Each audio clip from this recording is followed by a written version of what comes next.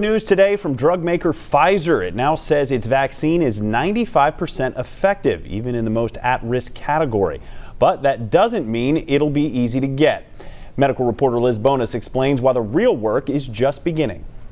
Hey everybody, hello to you. No doubt the path forward for all of us is through a vaccine, but it won't be effective if we aren't able to work around a few things healthcare providers say we'd have to overcome to deliver it or distribute it. They call these distribution obstacles.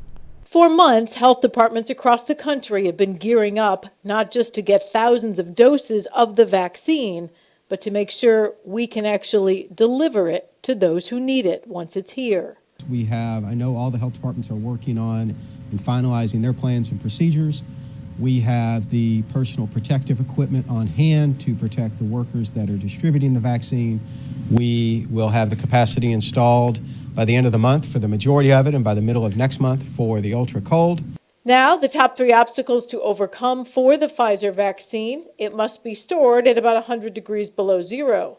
So new freezers and refrigeration trucks are in high demand. Second obstacle, it takes not one injection, but two to meet its 95% effectiveness against the virus, which means you have to keep track of people to make sure they get that second injection.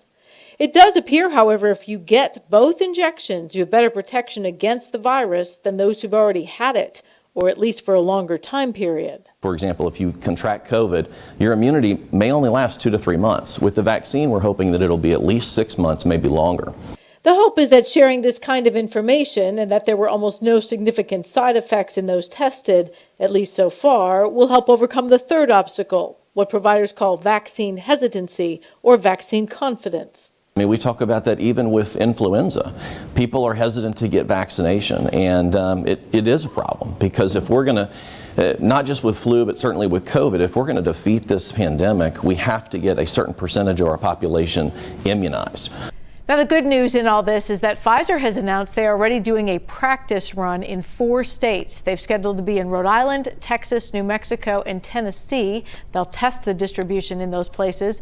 Those areas were chosen due to differences in size, population, infrastructure. Pfizer is expected to produce at least 100 million doses of it for the federal government. I'm medical reporter Liz Bonus. We'll throw it back to you. Liz, thank you. Long-term studies are still going on to be sure that the vaccine is safe and to determine how long effectiveness lasts.